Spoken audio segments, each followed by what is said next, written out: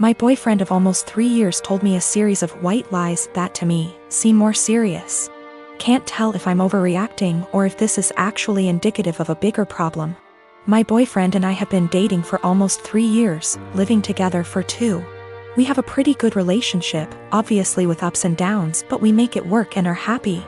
A little background on me and my boyfriend. I come from a single-parent home. My father was absent. My mother was and is by no means perfect, but she did her best with what she had. We were poor. Life was never easy for us, but we had each other. Since I was pretty young, I've wanted to pay her back someday. I've worked incredibly hard to be able to do so. I help her financially as much as I can and regularly pay her bills //send her cash. I'm also her only living child now, as my brother passed away 5 years ago, which basically left me to help her. I don't care, I love my mother, and the right thing to do is to help her when she needs it. But is stressful. This is relevant because my boyfriend described coming from a somewhat similar past, and it is something we have bonded over. Having the mutual experiences seemed to bring us closer. He told me he also helped his parents financially, and we would often vent to each other about the stress it brings. I am not one to confide in many people, so having someone who I felt like actually understood me was meaningful to me. So here is where the lies come in, and I need someone to either tell me I'm not crazy and this is horror, or that I am crazy and this isn't a huge deal. I'm fine with either. When we met, my boyfriend lived in a condo in a pretty swanky part of the city. I live in the US Northeast. He told me he owned that apartment / condo. I found this to be interesting / odd because he was 28 at the time, and I know this property is upwards of $650,000 on the low end, and he was in an entry-level job for only like 2 years, so the numbers just didn't really add up. Whatever, maybe he's good at saving. But then, since living together, I never once saw a piece of mail for a mortgage payment, electric bill, taxes, nothing. Not for 2 whole years. Very odd. Also, when we started living together, he didn't have his room rented out in the former apartment yet, so he was still responsible for that portion of the rent. He would send a Venmo payment to his mother on the 1st of every month for his portion. I don't own property, but I can't think of a scenario where I would Venmo my mother to pay the mortgage on a property I supposedly own. Getting more odd. He would then go to his parents' house for an afternoon and come back really upset. Usually when I would ask why, it was because they were having financial problems and he needed to help them out. I totally understood this and supported him. He literally has cried on my shoulder about this many times. He tried to start a company years back and ended up getting into debt somehow. He told me this debt was $17,000 and that he paid it off. I'm confused because I met him only 2 to 3 years after the supposed debt accrued / company dissolved, and it was already paid off. He told me when he moved back home after the business failed, he was $17,000 in debt and living at his parents' house working at a minimum wage job. How someone with a minimum wage job pays off that much debt in 3 years, I'll never know. We got into a fight a few weeks ago and I finally had enough and confronted him about these things. He doesn't help his parents, they actually pay his phone bill, and this was all a lie. He doesn't own that apartment, he didn't pay off that debt from his company. He initially told me his parents helped pay it off and then like 3 minutes later, came clean. And said that his business partner paid it off, so I have literally no idea what the truth is there, and if anything, in my eyes. His parents are the ones who are financially supporting him. So now, I'm dating a 31 years old man who doesn't pay his own phone bill, was lying to me and / or completely fabricating aspects of his life for 3 years. And then when confronted about it, continued to make up lies and then came clean about them 5 minutes later. I'm obviously concerned that he could lie for this long, about fundamentally important things like our values, and so on. I sincerely thought I would marry this man. He seemed to understand me like no one else and to be a truly caring and genuine person. Now I'm having a hard time rationalizing actually planning a life around someone who would not only lie about their background and family etc., but also financial aspects. Aside from that, I now can't tell what is the truth and what is a lie. I've also noticed other things he has lied about, called him out on it, and he has denied it outright to my face. I see this as a form of gaslighting, as I know I'm not wrong, but he is trying to convince me otherwise. Am I overreacting? Is this a white lie that went haywire? Or is this actually a series of complete and utter bullshit used to manipulate me? And also, is it insane for me to actually consider a life with this man? My dad practically gave me up to his sister from the moment I was born. My mom died when she was giving birth to me. And my aunt told me he never recovered from that because he blamed me for her dying. It hurt a lot as a kid that at family events he would ignore my existence. When I was a little older, he got more vocal about me killing her, and he can't stand to look at my face. You can imagine the amount of therapy that put me in. I used to go to church crying because I was scared about going to hell for doing that to my mom. That's how much his words me up. But the shitty part was that I never stopped trying to be accepted by him. After my high school graduation, he told me to never bother him again since he legally has no obligation to me anymore, since he was sending my aunt money to take care of me. Around that time is when I finally started accepting that reality, so from there we moved on with our lives. My aunt doesn't talk to me about him. Sometimes my grandparents do, and that's how I found out he got married. They were mad he didn't invite me to their wedding, but to me it didn't matter because we're not close. But it was his wife who wanted to meet me. It's the first time ever that he wants to make contact, and it was to pretty much say she wants me on their life. She doesn't know the real reason about why we're estranged. He asked me to please not say anything, and maybe this could be a way to reconcile after all. But he was only doing it for her. That much was clear when we talked. I never said I would be. He still insisted on us meeting at their place because she really wanted to meet me. All she thinks is we were estranged for not getting along in my teenager years, going to college and losing touch because of life stuff.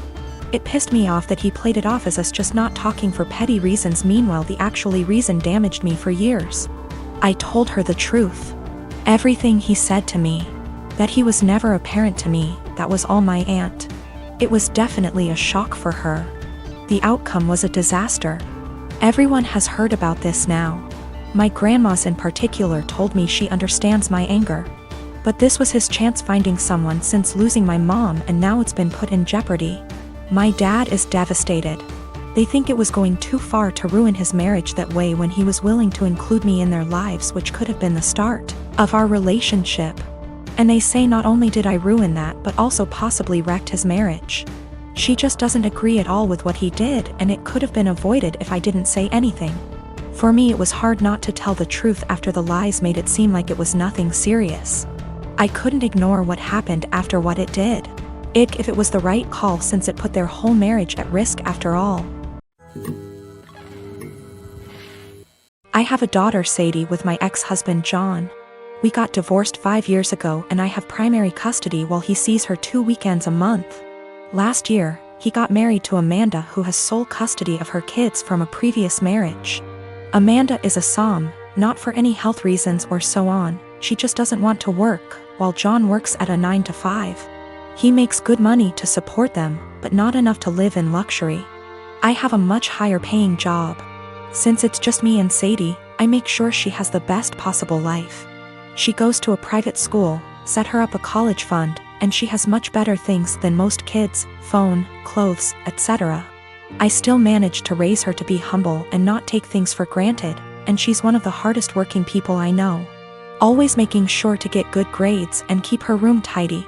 Well, the last few times she came back after a weekend at John's, I noticed that the clothes she was bringing back in her duffel are A, not her size, and B, much cheaper and poorer quality than what I usually buy for her.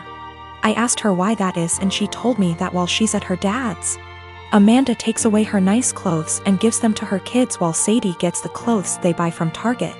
I asked her if she wanted them back, but she said she didn't mind sharing since all her favorite clothes were kept here. The problem came when I went to pick her up last weekend. I had a business meeting and couldn't drive her over, so Amanda offered to just pick Sadie up from school, which hadn't happened before. When I got there on Sunday, John and Amanda asked me to sit down with them, and when Sadie came to hug me, Amanda sent her to her room quite harshly, saying her punishment wasn't over yet. I was confused because Sadie very rarely misbehaves. They sat me down in the kitchen and said that it was unfair for Sadie to be going to a private school while her kids go to a public one. So they decided that Sadie would be pulled out of private school and put in the same school as the girls. They also said I should keep up Sadie's punishment because when they told her she blew up at them, told them it wasn't fair, and yelled that Amanda and her kids weren't even her real family, that all they did was steal. I told them in no uncertain terms to off. I would not be pulling my child out of a school she likes, away from her friends, because they can't afford it. I told them they could easily make as much money as me if Amanda started working in her field because she has the qualifications, and the job market is very good.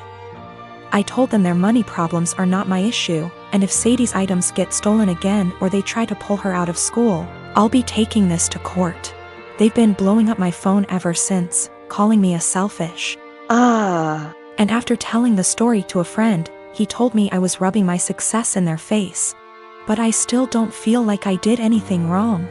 I got temporary guardianship while waiting for a court hearing. We're going to try to get full custody and have John get 1 day a week of visitation, supervised for at least the first few months, and no contact with Amanda or her kids. This way, he still sees Sadie just as much and they can try to repair their relationship, but she doesn't have to go back there. All contact between us is made through emails which are CC'd by my lawyer, and I've asked for Sadie's things back. I've talked to Sadie and we've decided that she's going to try therapy for a little while to help deal with everything that's happened. We've had the hearing and our custody arrangements been modified. Any and all decisions relating to Sadie are made by me, and me alone. John has supervised visitation once a week.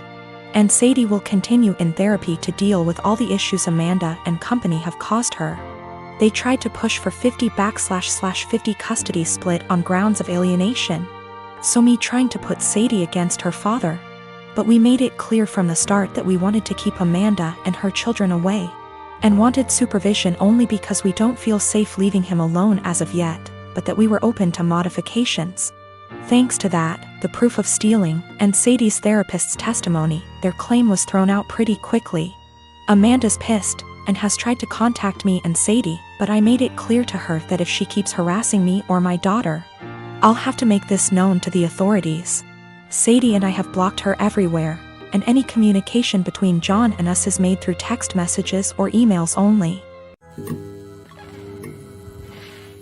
My husband Tim has a serious dairy allergy. I'm talking about an actual immune system reaction, not intolerance.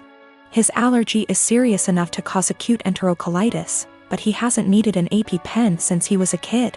I work full-time and also have some seasonal work this holiday season because Tim has been without work, and money has been very tight. As a result, I barely get to rest. The holidays are especially hard, and I found myself getting just 1 day off every 2 weeks for almost 2 months straight. As you can imagine, that day off means the universe to me. Now, Tim loves dairy, and will sometimes intentionally eat things which trigger his allergy. Lately, it's gotten out of hand, with him going from one risky meal every 4 to 6 months, to every 2 or so weeks. In fact, it always seemed to coincidentally line up with my time off, and I found myself spending my 1 day taking care of him. Last week, I finally asked him if he was intentionally timing it to line up with my day off. I fully expected him to say no, but he admitted that he was doing it to make sure that he'd have a nurse, and so he'd have someone close by in case he had an especially adverse reaction and needed a hospital. I was livid, and told him that he was selfish, robbing me of my rest. I said that if he made himself sick again, I wouldn't take care of him. I'm exhausted and I need to decompress. He didn't say much, so I thought he'd heard me. Fast forward to Friday night. I get home from work, and a few minutes in, Tim gets a pizza delivered.